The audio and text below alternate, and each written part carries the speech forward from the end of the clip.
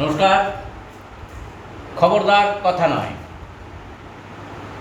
কবিগুরু রবীন্দ্রনাথ ঠাকুরের 164তম জন্মদিবস।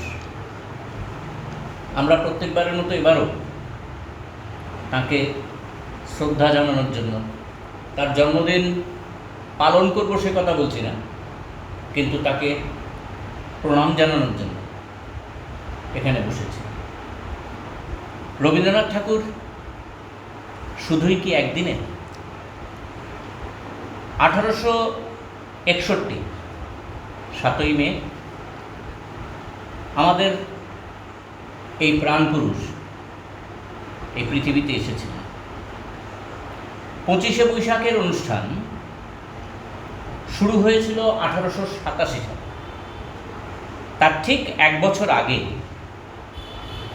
কবিগুরু রবীন্দ্রনাথ ঠাকুর কবি শ্রীশচন্দ্র মজুমদারকে লেখা একটি চিঠিতে লিখেছিলেন, আজ আমার জন্মদিন।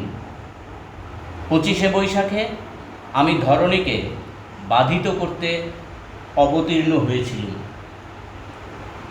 জীবনে এখন আরও অনেকগুলো 25শে বৈশাখ আসে, আশীর্বাদ করুন। আমরা কবিকে এখন নয়, আদি অনন্তকাল ধরেই ঘরের কবি, মনের কবি ভাবি। এক এক সময় কবির অভাবে অসহায় মনে হয়, আবার প্রত্যয় জাগাতে কবিকে তার আদর্শের জন্য নয়, শুধু দাড়ি গজিয়ে ব্যবহার করতে দেখেও আতঙ্কিত কিন্তু হই। সম্মান থেকে অসম্মান আজ রবীন্দ্রনাথকে ঘিরে রয়েছে, যেন করার জন্য করা, বলার জন্য বলা। এই এমন একটা সময় আজ আমাদের নিবেদন, আমাদের রবীন্দ্রনাথ।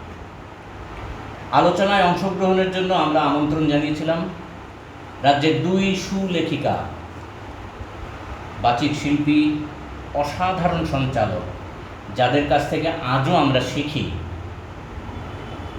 আমরা শ্রীমতী অলকানন্দা চৌধুরী আমার বাঁ দিকে বসেছেন, শ্রীমতী কাকলি গাঙ্গুলি আমার ডান দিকে বসেছেন।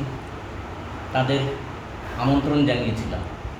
আসলে আমাদের সঙ্গে, এই চ্যানেলের সঙ্গে তাদের একটা আত্মিক সম্পর্ক দাঁড়িয়ে গিয়েছে। আমাদের দাবি কোনো সময় তারা ফেলতে পারেন না। আমাদের এই চ্যানেলের পক্ষ থেকে তাদের কাছে কৃতজ্ঞতা জানাই। আজকের এই অনুষ্ঠানের আমাদের রবীন্দ্রনাথকে সামনে রেখে আমাদের কিছু প্রশ্ন তাদের কাছে রয়েছে, উত্তরগুলি তাদের কাছ থেকে নেব, আপনারা শুনবেন। প্রথম সরাসরি চলে যাচ্ছি কাকুলিদি, আপনার কাছেই যাই। আজকের দিনে কবিগুরু রবীন্দ্রনাথ ঠাকুর আমাদের শয়নে, স্বপনে, মননে সব জায়গায় উপস্থিত। আজ এই মুহূর্তে, এই সময়ে দাঁড়িয়ে কবিগুরু কতটা প্রাসঙ্গিক?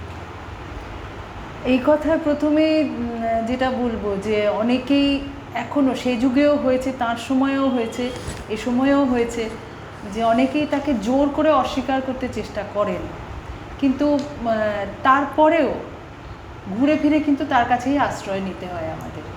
তো আমি অন্যান্য কথার ভিড়ে না গিয়ে একেবারে সদ্য হাতে এসেছে একটি কবিতা।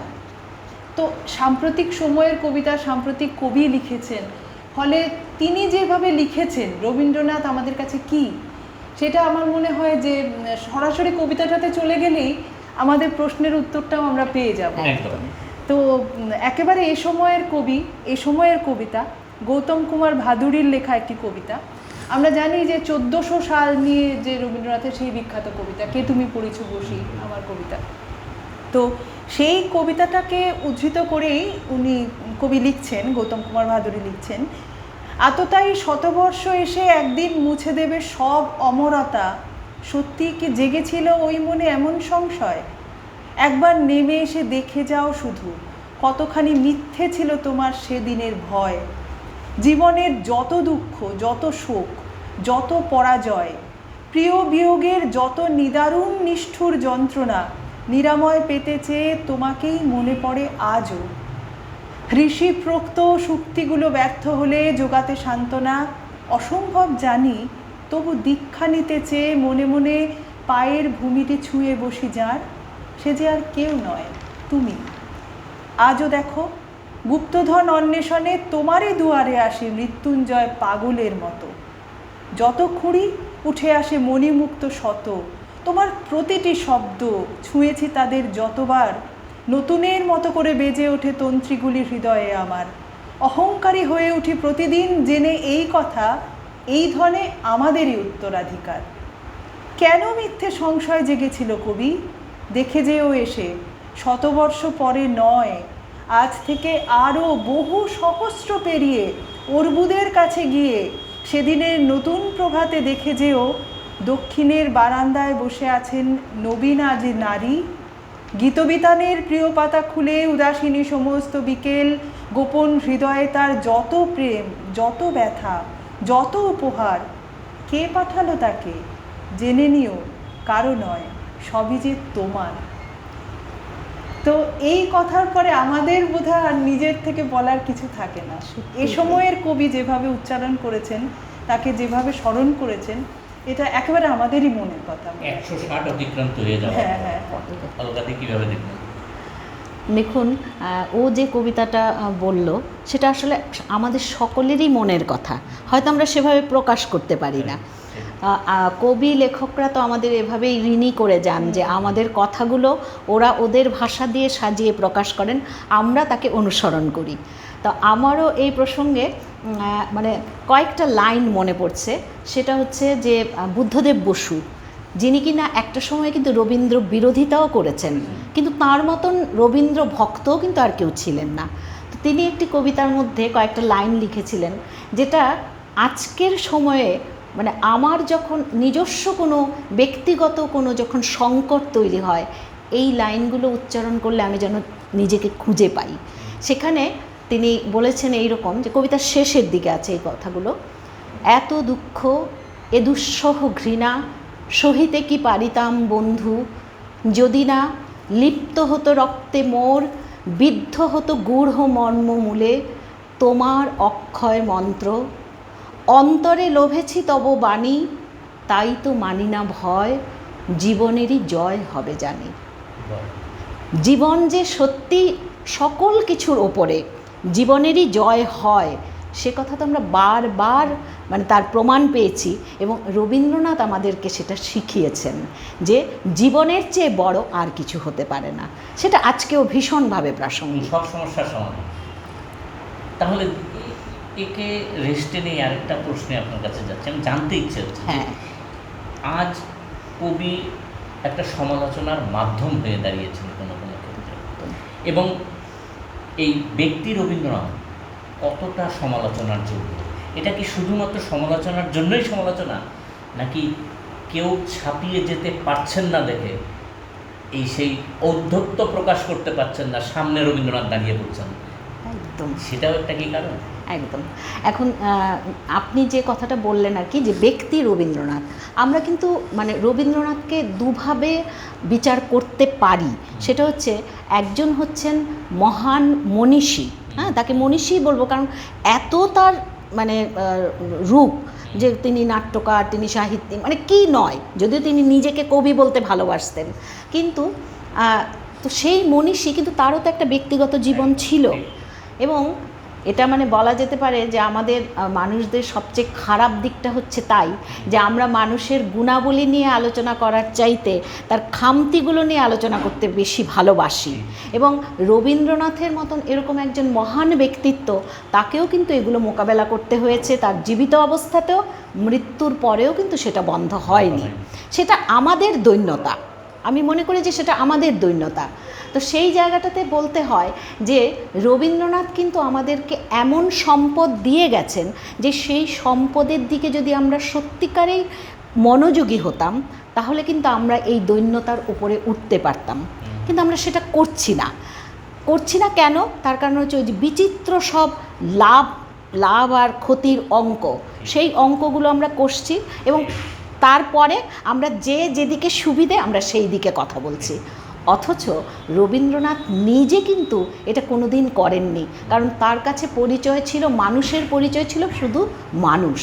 তো সেই মানুষদের জন্যই তিনি কিন্তু যা করে গেছেন, যেটুকু করেছেন, যা করতে চেয়েছিলেন, সবটাই কিন্তু তিনি মানুষ পরিচয় করেছিলেন।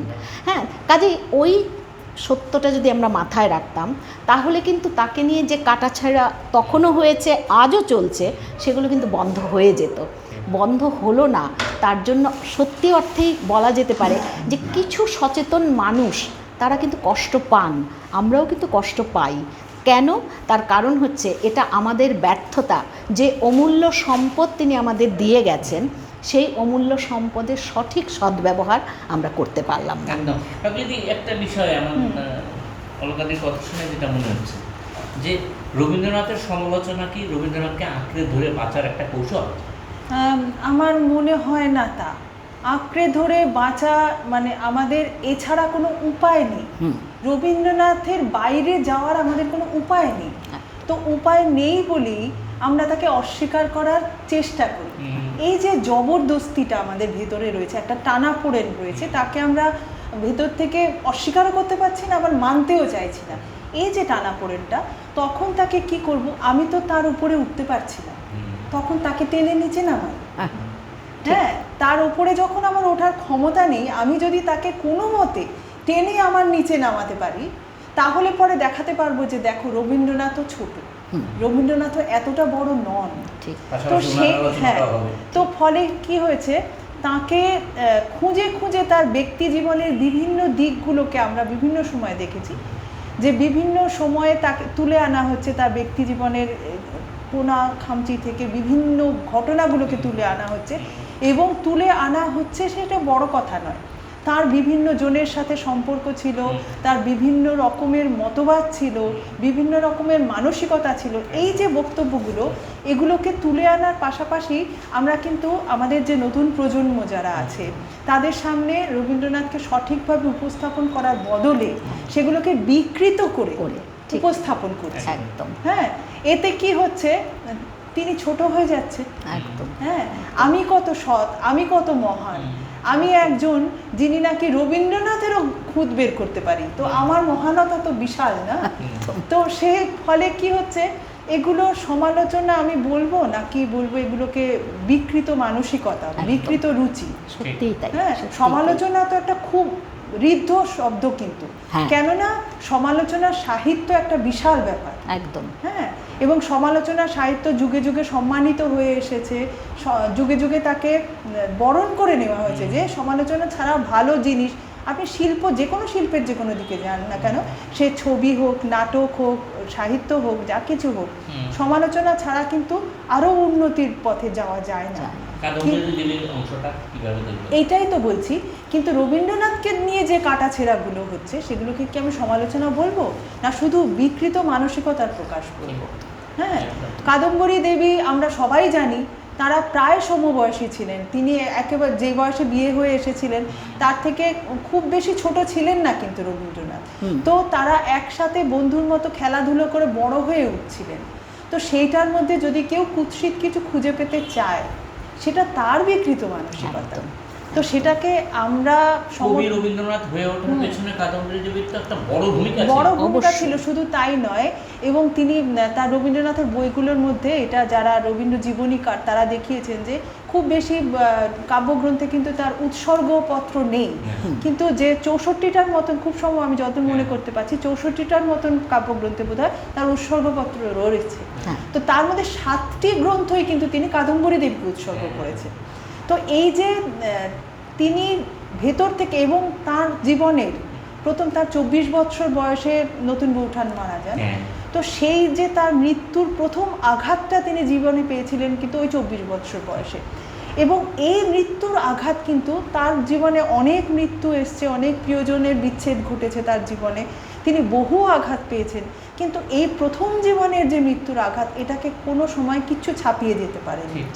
এটার যে প্রভাব এবং নতুন বৌঠানের যে প্রভাব তার উপরে রয়েছে, সেই নতুন কবি হয়ে ওঠার সময় কবিতাগুলো তিনি লিখছেন, নতুন বৌঠানকে পড়ে শোনাচ্ছেন, নতুন বৌঠান সেগুলো সমালোচনা করছেন। তো এই যে একটা সুস্থ সম্পর্ক তৈরি হচ্ছিল তাদের মধ্যে, সেইটা যে মাঝপথে হঠাৎ করে ছিন্ন হয়ে গেল, কিন্তু তিনি সেটা অন্তর থেকে তো সেই বয়সে মেনে নিতে পারেননি।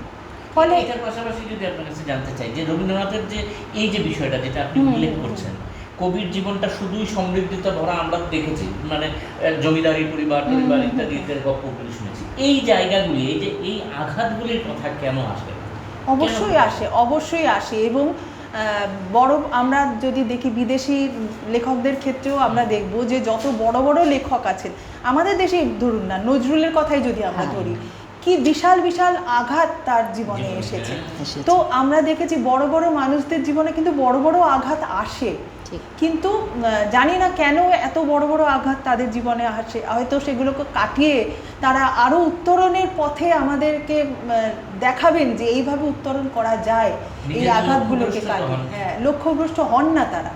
বড় বড় বিদেশি লেখকদের জীবনী পড়লেও কিন্তু আমরা এগুলো পাই, তাদের জীবনে এমন কিছু কিছু আঘাত এসেছে সেগুলোকে কাটিয়ে তারা কিন্তু এগিয়ে গেছেন। তো রবীন্দ্রনাথের জীবনে প্রচুর আঘাত এসেছে, প্রচুর অপমান অসম্মান, সেগুলোকে তিনি তুচ্ছ করে কিন্তু এগিয়ে গেছেন। এবং আমি এখানে আজকে আমি যতটা না কথা বলবো, আমার হয়তো মনে হবে আমি কিছু বানিয়ে বলছি, এমনটা যাতে না মনে হয়। আমি প্রচুর উদ্ধৃতি আজকে তুলে ধরতে চাইবো, রবীন্দ্রনাথেরই উদ্ধৃতি অবশ্যই। এবং তার যে এই যে আঘাতগুলো, সেই আঘাতগুলোকে তিনি তার রচনার ক্ষেত্রে, তার সৃষ্টির ক্ষেত্রে কাজে লাগিয়েছেন বারবার। প্রতিটি আঘাত, কাদম্বরী দেবীর চলে যাওয়া, তারপরে মৃণালিনী দেবীর চলে যাওয়া, তার ছেলে মেয়েদের চলে যাওয়া, হ্যাঁ, মাধুরীলতা, রানু, এদের চলে যাওয়া, প্রতিটি মৃত্যু কিন্তু তাকে তার সৃষ্টির ক্ষেত্রে তাকে আরও কিছু সৃষ্টি করার জন্য উদ্বুদ্ধ করে গেছে। এবং তিনি কাদম্বরী দেবী চলে যাওয়ার 10 বছর বাদে, তখন 10 বছর পার হয়ে গেছে, 10 বছর বাদে তিনি জোড়াসাঁকোতে ছিলেন না দীর্ঘদিন, তারপর ফিরে এসেছেন। এসে সেই ঘর, সেই বাড়ি, সেই নতুন বৌঠানের স্মৃতি তাকে তাড়িত করে বেড়াচ্ছে। তখন তিনি যে সৃষ্টিগুলো করছেন, সেই সময় তিনি দুঃসময় কবিতা লিখছেন, মৃত্যুর পরে কবিতা লিখছেন, সেগুলো কিন্তু সবই স্পষ্টতই বোঝা যাচ্ছে যে কাদম্বরী দেবীর স্মৃতি তার সেই কবিতাগুলোর মধ্যে রয়েছে। এবং তিনি ইন্দিরা দেবীকে একটি চিঠি লিখেছিলেন সেই সময়, তার থেকে একটু অংশ আমি বলতে চাইব, কয়েকটি পংক্তি। তিনি লিখেছেন যে বড় দুঃখে হৃদয়ের যেখানটা বিদীর্ণ হয়ে যায়, সেইখান থেকেই একটা সান্ত্বনার উৎস উঠতে থাকে। মনের সমস্ত দলবল, সমস্ত ধৈর্য এক হয়ে আপনার কাজ করতে থাকে। তখন দুঃখের মাহাত্ম্যের দ্বারাই তার সহ্য করবার বল বেড়ে যায়। বাহ! তো এই কথাটা তিনি বলেছেন কাদম্বরী দেবী চলে যাওয়ার পরে। আর মাধুরীলতা চলে যাওয়ার পরে আমরা জানি যে রানুর সাথে তার একটা খুব স্নেহের সম্পর্ক ছিল, লেডি রানুর সাথে। তো মাধুরীলতা যেদিন চলে গেলেন, বড় মেয়েকে হারিয়ে তার অন্ত্যেষ্টিক্রিয়া শেষ করে সঙ্গে সঙ্গে তিনি রানুর বাড়িতে গেছেন, গিয়ে বলছেন রানু কই, আমি দেখতে এলাম। হ্যাঁ, এবং তিনি রানুকে পরবর্তী সময় যে চিঠিটি লিখেছেন, তার যে সন্তান হারানোর যে বেদনা, সেই বেদনাটাকে বুকে চেপে তিনি রানুকে চিঠি লিখছেন। তিনি লিখেছেন যে আমার খুব দুঃখের সময়ে তুমি আমার কাছে এসেছিলে। আমার যে মেয়েটি সংসার থেকে চলে গেছে সে আমার বড় মেয়ে। শিশুকালে তাকে নিজের হাতে মানুষ করেছি। তার মতো সুন্দর দেখতে মেয়ে পৃথিবীতে খুব অল্প দেখা যায়। কিন্তু সে যে মুহূর্তে আমার কাছ থেকে বিদায় নিয়ে চলে গেল, সেই মুহূর্তেই তুমি আমার কাছে এলে। আমার মনে হলো যেন এক স্নেহের আলো নেবার সময় আরেক স্নেহের আলো জ্বালিয়ে দিয়ে গেল। এই একই চিঠিতে তিনি লিখছেন, দুঃখের আঘাতে যে অবসাদ আসে তা নিয়ে ম্লান হতাশ্বাস হয়ে দিন কাটালে তো আমার চলবে না। কেননা আমার উপরে যে কাজের ভার আছে, তাই আমাকে দুঃখ ভোগ করে দুঃখের উপরে উঠতেই হবে। কি অসাধারণ কথা! এই যে তার ভাবনা, এই যে তার অনুভব, এটা তাকে আরো সৃষ্টির দিকে ঠেলে দিয়েছে। আমি এই প্রসঙ্গটাতে আমি একটুখানি যোগ করতে চাইছি। জামাতা পর্যন্ত অপমান করেছে। হ্যাঁ, মানে এগুলো তো তার ব্যক্তিগত জীবনের মানে দুঃখ যন্ত্রণা, যেগুলো তিনি কিন্তু সেভাবে কোনো সমালোচনা করে এই বিষয়গুলিকে বাইপাস করে যাচ্ছে। একদম। তো ব্যক্তি জীবনে তো মানুষের দুঃখ থাকেই, কিন্তু রবীন্দ্রনাথ মহামানব হওয়া সত্ত্বেও তার ব্যক্তিগত জীবনকে ছাড়িয়ে তার কর্মজীবন যেটাকে আমরা বলবো বা তার সৃষ্টি করার যে ক্ষেত্রটা, সেটাও কিন্তু বারবার আঘাতে বিপর্যস্ত হয়েছে। এবং সেখানে আমরা জানি যে কবিতা রচনা করেছেন, নানা ধরনের লেখা লিখেছেন, কিন্তু মানে প্রচুর সমালোচনা তার এসেছে। প্রশংসা যত না এসছে তার থেকে বেশি সমালোচনা। যেমন দ্বিজেন্দ্রলাল রায়, হ্যাঁ, ডিএল রায় কিন্তু সত্যি আমাদের কাছে শ্রদ্ধেয়, কিন্তু তিনি রবীন্দ্র বিরোধী বলেই পরিচিত ছিলেন। কেন হয়েছে কেউ জানে না। তো সেগুলো তো আছেই, কিন্তু যখন তিনি নোবেল পেলেন তারপরে দেখা গেল সেটা আরেক ধরনের বিড়ম্বনা, যে নোবেল পাওয়ার পর হঠাৎ করে ভারতবাসী যেন মানে জেগে উঠল যে না, আমরা তো একজন এরকম মানে শ্রেষ্ঠ মানুষকে পেয়েছি, অতএব তাকে আমাদের নানা রকমভাবে সম্বর্ধনা দিতে হবে, মানে প্রশংসা করতে হবে। কিন্তু একজন সচেতন মানুষ হিসেবে যিনি জানতেন যে গতকালও যারা আমার গায়ে কাদা ছিটিয়েছে তারা আজকে আমাকে সম্মান দিতে আসছে, সেটা তিনি কিভাবে গ্রহণ করবেন? তো সেখানে এরকম একটা কথা আছে যে যখন শান্তিনিকেতনে থাকা অবস্থায় তার কাছে খবর এলো যে তিনি নোবেল পুরস্কার পেয়েছেন সাহিত্যে, তো যেটা হয় যে কলকাতা থেকে প্রচুর লোক শান্তিনিকেতনে গেছেন, সেখানে গিয়ে সম্বর্ধনা সভা হচ্ছে, সেখানে মানে ইচ্ছা না থাকা সত্ত্বেও তাকে বক্তৃতা দিতে হয়েছে, এবং সেই বক্তৃতা কিন্তু কিছুটা বিতর্ক সৃষ্টি করেছিল। সেখানে তিনি এরকম একটা কথা বলেছিলেন, যে এই কথাটা মানে না শুনিয়ে পারছি না, সেটা হচ্ছে যে তিনি বলেছিলেন, এই সম্মান মদিরা আমি ওষ্ঠে স্পর্শ করলেম, কিন্তু অন্তরের সঙ্গে গ্রহণ করতে পারলেম না।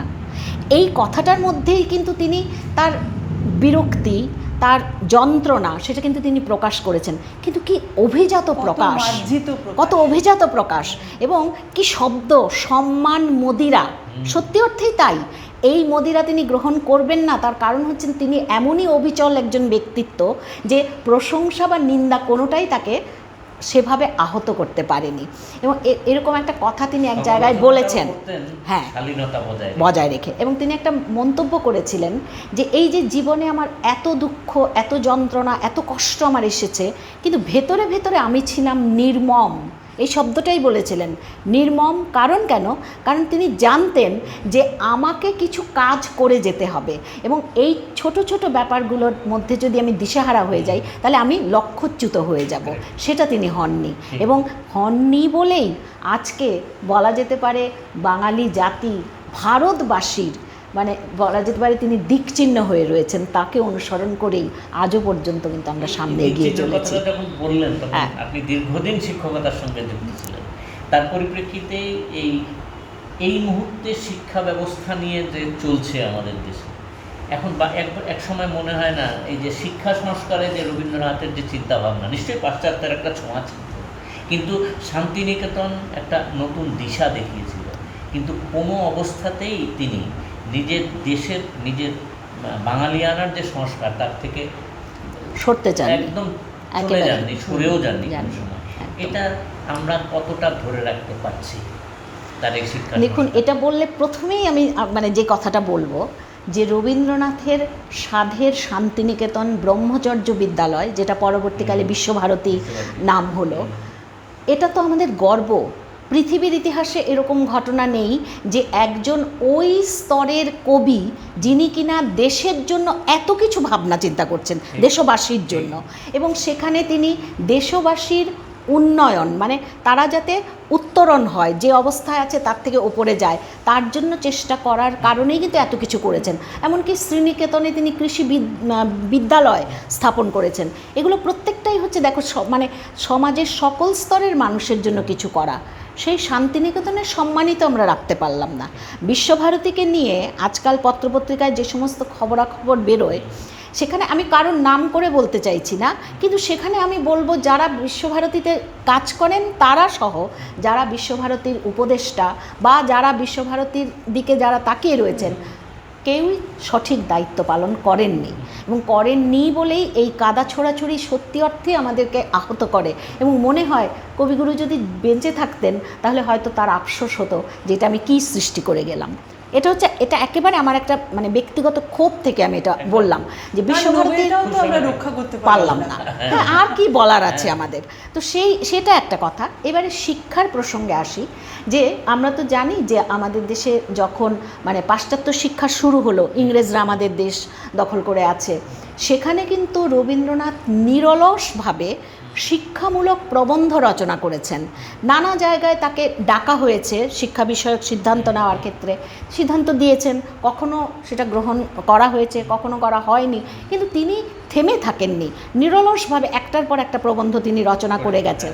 এবং যে কারণে একটা বই তৈরি হয়েছে যার নাম দেওয়া হয়েছে শিক্ষা, এবং সেখানে রবীন্দ্রনাথের সমস্ত শিক্ষামূলক মানে শিক্ষা সংক্রান্ত যে চিন্তাভাবনা সেই সমস্ত প্রবন্ধ তার মধ্যে আছে। এখানে আমি মানে 4টা প্রবন্ধের কথা বলতে চাইছি। একটা প্রবন্ধ হচ্ছে ছাত্রদের প্রতি সম্ভাষণ, তারপরে হচ্ছে শিক্ষার হেরফের, প্রথমটা হচ্ছে শিক্ষার হেরফের, তারপর হচ্ছে ছাত্রদের প্রতি সম্ভাষণ, তারপরে শিক্ষার বাহন, সবশেষে শিক্ষার মিলন। আরও অনেক আছে, কিন্তু আমি এই 4টার কথা বলছি কারণ এটার মধ্যে একটা ধারাবাহিকতা আছে। এবারে শিক্ষার হেরফের যদি বলি, রবীন্দ্রনাথ কিন্তু বুঝতে পেরেছিলেন যে শিক্ষা ব্যবস্থাটা তৈরি করা হয়েছে সেইটা মানে খণ্ডিত হয়ে রয়েছে, যে কারণে যে একজন মানুষের জীবনকে যদি পূর্ণাঙ্গ রূপ দিতে হয় তাহলে শিক্ষার যে পূর্ণাঙ্গতা থাকা দরকার ছিল সেটা নেই। এবং এটার প্রসঙ্গে তিনি একটা সুন্দর গল্প বলেছিলেন, যে একজন দরিদ্র ব্যক্তি সে পুরো গ্রীষ্মকাল ভিক্ষা করে টাকা জমিয়ে যখন সে শীতবস্ত্র মানে কেনার জন্য মানে শীতবস্ত্র গ্রীষ্মকালের শীতবস্ত্র কেনার জন্য সে তৈরি হয়, কিন্তু তার আগে গ্রীষ্মটা চলে আসে, মানে টাকা জমাতে জমাতেই গ্রীষ্মটা আবার চলে আসে, তো আবার সে মানে শীতবস্ত্র কেনার জন্য চেষ্টা করে। তো এই ব্যাপারটা চলতে থাকে। তো এই অবস্থা দেখে সে বারবারই প্রার্থনা করছে যে আমার এই কষ্ট ঘুচিয়ে দাও, যে আমি শীতের দিনে আমি গরম বস্ত্র পাই না, আর গ্রীষ্মকালে আমি হালকা বস্ত্র পাই না। তো সেখানে দেবতা তাকে, একটা গল্প, যে দেবতা তাকে বললেন যে তুমি কি চাও, যে আমার এই হেরফেরটা ঘুচিয়ে দাও। রবীন্দ্রনাথ বললেন আমাদেরও এখন প্রার্থনা সেটাই, শিক্ষার হেরফেরটা ঘুচিয়ে দাও, আমাদের যথার্থ পূর্ণাঙ্গ শিক্ষা দান করা হোক, যা আমি আমার জীবনে সঠিক সময়ে সঠিকভাবে কাজে লাগাতে পারবো। তারপরে এলো সম্ভাষণ। সেখানে কলকাতা বিশ্ববিদ্যালয়ে তিনি গেলেন এবং তাকে সমাবর্তনে একটা ভাষণ দিতে বলা হয়েছিল। সেখানে তিনি ভাষণ দিতে গিয়ে বলেছিলেন যে মানে কতটা সচেতন মানুষ, যে তিনি বলেছিলেন যে তোমরা যারা নানা জায়গা থেকে এসেছো, আজকে তোমরা এই বিশ্ববিদ্যালয়ে এসেছো, তোমরা এখানে পড়াশুনো শিখবে, কিন্তু বাইরে যে পৃথিবীটা পড়ে রয়েছে তাদের কথা কিন্তু তোমাদের ভুললে চলবে না। এখান থেকে শিক্ষা গ্রহণ করে তোমাকে তাদের দিকে তাকাতে হবে, তাদের উত্তরণে তোমাকে সাহায্য করতে হবে।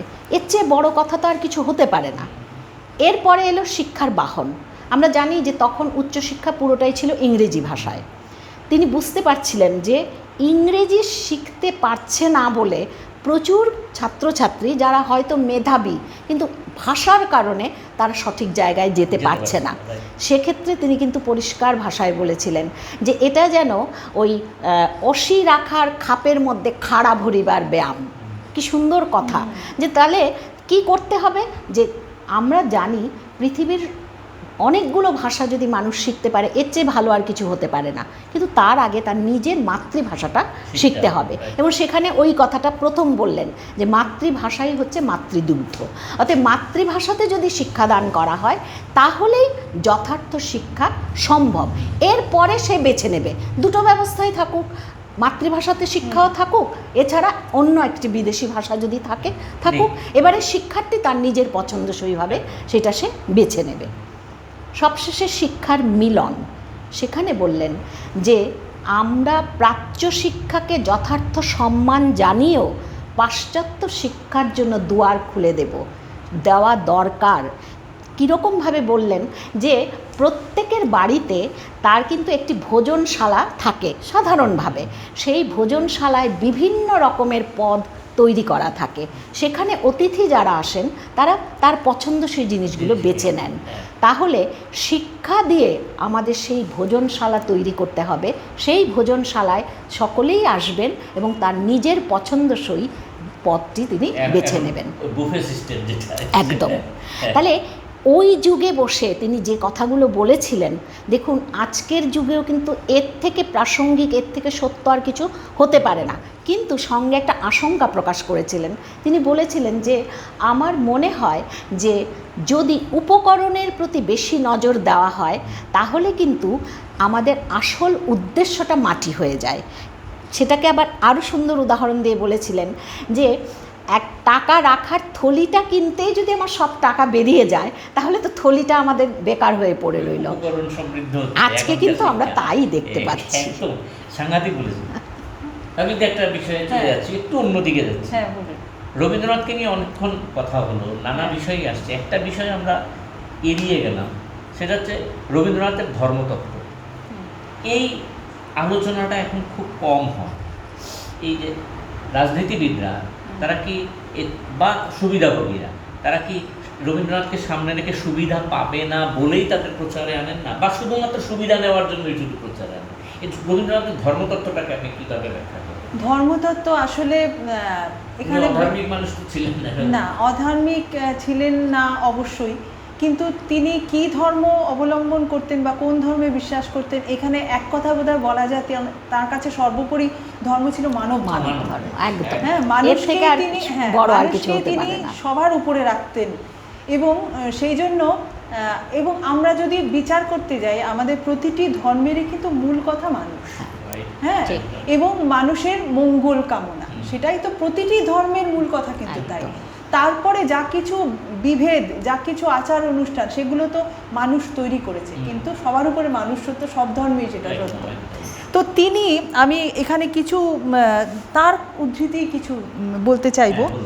তো এইখানে দেখুন তিনি লিখেছেন যে প্রথমে যেটা লিখেছে যে জীবন স্মৃতিতেই তার আছে ধর্ম সম্পর্কে, তিনি বলছেন যে আমাদের পরিবারে যে ধর্ম সাধনা ছিল আমার সঙ্গে তার কোনো সংস্রব ছিল না। আমরা সবাই জানি ব্রাহ্ম ধর্ম ছিল তার পরিবারের ধর্ম।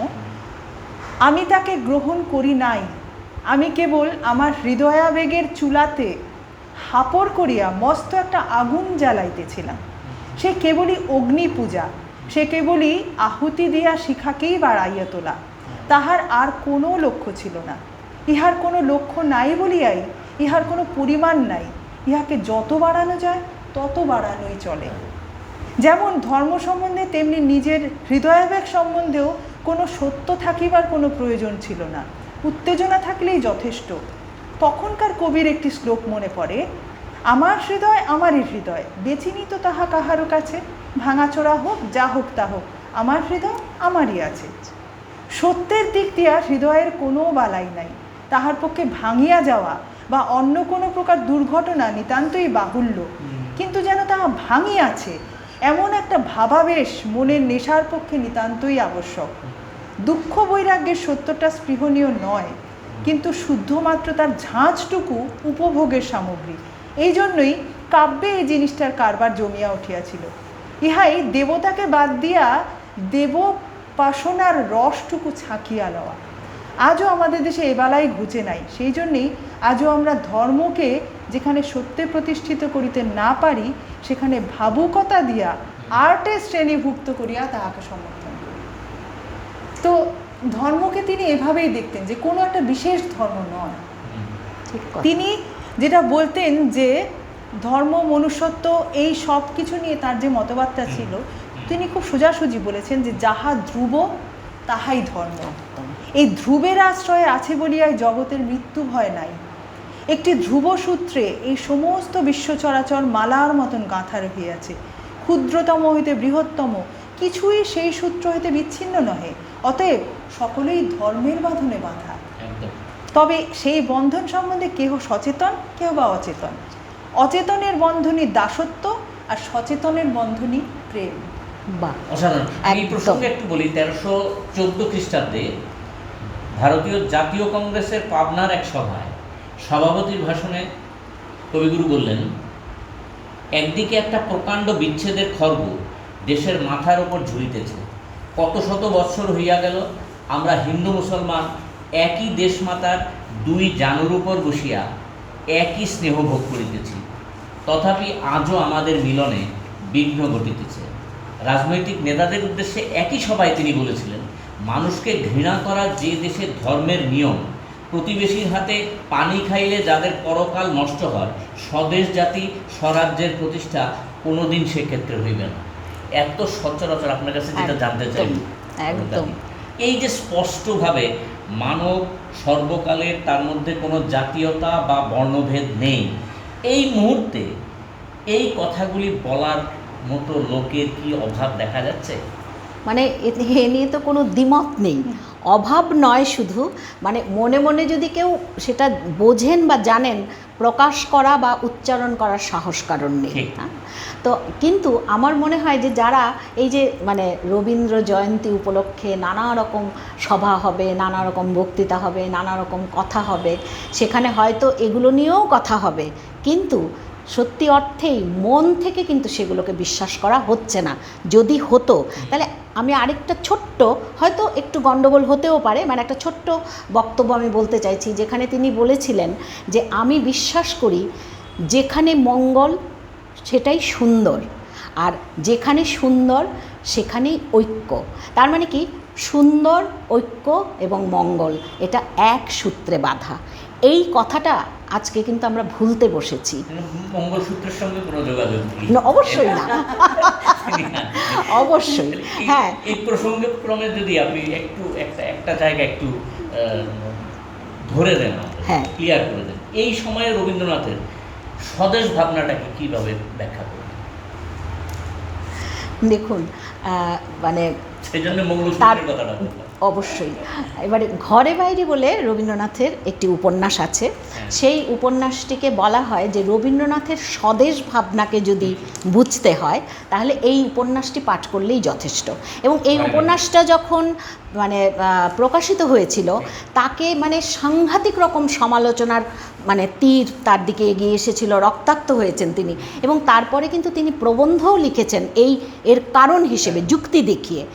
এই উপন্যাসের যে নায়ক নিখিলেশ, এই নিখিলেশকে বলা হয় যে রবীন্দ্রনাথের মানসপুত্র। যে নিখিলেশের কাছে কিন্তু সে জমিদারের সন্তান, কিন্তু তার প্রজা যারা ছিল তাদের পরিচয় কিন্তু সেটুকুই ছিল যে এরা আমার প্রজা, এদেরকে লালন করা এবং রক্ষা করার দায়িত্ব আমার। সেখানে কিন্তু একবারও নিখিলেশ এটা উচ্চারণ করেননি যে কোন পাড়ায় কোন ধর্মের কোন সম্প্রদায়ের মানুষ থাকেন, সেই কথা তিনি কোথাও উচ্চারণ করেননি। এবং এখানে দেখা গেছে যে রাজনৈতিক নেতার চক্রান্তে সেখানে কিন্তু দাঙ্গা বেঁধেছে দুই সম্প্রদায়ের মধ্যে, এবং সেখানে এই সম্প্রদায়ের মধ্যে মানে দাঙ্গা বাঁধার খবর পেয়ে নিখিলেশ ছুটে গেছে সেইখানে তাদেরকে রক্ষা করার জন্য। এবং রবীন্দ্রনাথ স্পষ্ট ভাষায় বলেননি, কিন্তু বোঝা গেছে যে নিখিলেশের মৃত্যু হয়েছে। তার মানে কি বোঝা গেল, যে মানে দুষ্কৃতকারীর চক্রান্তে সৃষ্টি করা সংঘর্ষের কারণে সত্যিকারের সত্যের পূজারী, অহিংসার পূজারীর মৃত্যু হয়েছে। এই যে ধারাবাহিকতা যাতে বজায় না থাকে, তার জন্য কিন্তু রবীন্দ্রনাথ তার প্রবন্ধ, তার কবিতা, তার উপন্যাসের মধ্যে দিয়ে বারবার চেষ্টা করে গেছেন যে স্বদেশ মানে কিন্তু ইট কাঠ মাটি বালি নয়, স্বদেশ মানে দেশবাসী। এবং কোন দেশবাসী? যাদেরকে আমরা আজকে বলছি, নাম দিচ্ছি প্রান্তিক শ্রেণীর মানুষ, শ্রমজীবী মানুষ, তাদের কথা আমাদের ভাবতে হবে। এবং কারা ভাববে? যারা ওপর তলায় রয়েছে। পাশাপাশি আরেকটা কথা, যাদেরকে আমরা সংখ্যালঘু বলছি, সেই সংখ্যালঘুদের যে কোনো রকম ভুল সিদ্ধান্তকে সঠিক পথ দেখানো, সে দায়িত্ব সংখ্যাগুরুকে পালন করতে হবে। সেটাও কিন্তু রবীন্দ্রনাথ বলে গেছেন। কিন্তু আশ্চর্য, দেখুন আজকের পৃথিবীকে, মানে আজকের আমাদের ভারতবর্ষে সে কথা কিন্তু আমরা দেখতে পাচ্ছি না। বরং আমরা যেটা দেখতে পাচ্ছি তাতে আমরা আতঙ্কিত, যে যেন চেষ্টাকৃতভাবে বোঝানো হচ্ছে সংখ্যার দিক দিয়ে আমি ওপরে, অতএব তুমি আমার কথা শুনতেই বাধ্য। এই যে অবদমন, এর ফলাফল কি দাঁড়াবে আমরা বলতে পারি না। হ্যাঁ, স্বদেশ ভাবনা নিয়ে যে তার কথাতেই তাকে প্রকাশ করতে চাইব। তিনি যে কথাটা এক্ষুনি ঘরে বাইরের কথা বললো অলোকানন্দা, তো ঘরে বাইরের যেখানে সন্দ্বীপে, আমরা সবাই জানি ঘটনাটা কম বেশি, সন্দ্বীপের অনুপ্রেরণাতে বিমলা যেভাবে উদ্বুদ্ধ হয়ে উঠেছিল, তো বিমলার বক্তব্য যেখানে দেশ নিয়ে, যে আমরা এখনো দেখি, আমরা বলি আমরা দেশপ্রেমিক, আমরা দেশের জন্য অনেক কিছু করছি, বলে সেরে আমরা দেশের নামে মারদাঙ্গা বাঁধিয়ে দিই। ঠিক। হ্যাঁ, দেশকে যারা দেশপ্রেমিক আমার মতো আর কেউ নেই, এটা প্রমাণ করার জন্যই কিন্তু আমরা মারদাঙ্গা করে ফেলছি, এবং তাতে দেশের ক্ষতি হচ্ছে কতটা আর লাভ হচ্ছে কতটা সে বিচারে কিন্তু আমরা বসছি না। হ্যাঁ, তো আবার যারা প্রকৃত দেশপ্রেমিক তারা কিন্তু বলবেন যে দেশকে সুন্দর রাখা, যেমন আমরা এই দেখুন না চারদিকে যে গাছ কেটে ফেলা হচ্ছে, ধ্বংস করে ফেলা হচ্ছে সমস্ত কিছুকে, তো এইটাকে কি আমি দেশপ্রেম বলবো? নাকি আমার দেশকে সুন্দর করে রাখার জন্য, আরও সুস্থ করে রাখার জন্য আমি তার যত্ন করব? আমরা এই যে আরও সংক্ষিপ্তভাবে আমি যদি আমাদের রোজকার দিনের কথা বলি, আমরা যেখানে সেখানে আবর্জনা স্তূপ করে ফেলছি, যা কিছু আমার ঘরে যা কিছু, ঘরটাকে সুন্দর রাখার জন্য আমি আমার যা কিছু বর্জ্য সব বাইরে ফেলে দিচ্ছি। আরে নোংরা করছি কাকে? আমার দেশকে, আমার একদম। শহরকে, সেটা আমরা মনে রাখছি না। তো এই যে ক্ষুদ্র থেকে বৃহৎ, বৃহৎ থেকে ক্ষুদ্র ভাবনাগুলো একত্রিত হয়ে যায়।